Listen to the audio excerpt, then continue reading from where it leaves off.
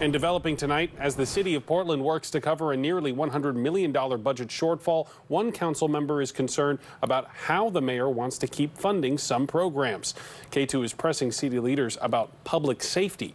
At least one city leader believes some ideas from Mayor Keith Wilson could send the city into another financial crisis. We first told you about the mayor's proposed budget when it came out last week.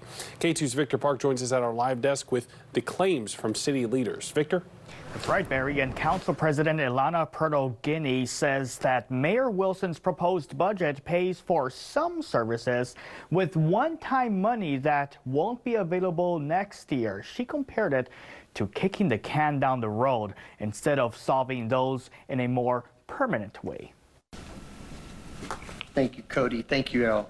Thank you, everyone, for coming. Last week, Mayor Keith Wilson introduced his proposed so-called Back to Basics city budget. It addresses a $93 million gap. Among many, one of the reasons behind the gap is expiring one-time funds.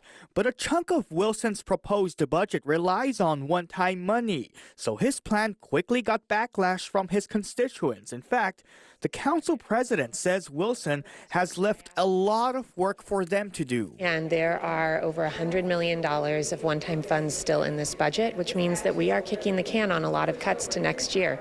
That concerns me. I don't know if council will be able to dig us out of that. Wilson acknowledges the concern, saying his $8.4 billion budget anticipates issues that may arise in the next 2 years. We hope that the governor's plan and our focus to reduce SDCs can really supercharge growth and housing construction and jobs to come back and get cranes in the air. But if not, we want to make sure we're getting prepared for the out years. Wilson's proposal does increase the police budget and other public safety programs, but Portlanders seem to be split on that issue during Wednesday's council meeting. I pressed Pirtle-Guiney about the mayor's commitment to public safety. Can you reassure that there will be no cuts to Portland police and the other safety programs that they have?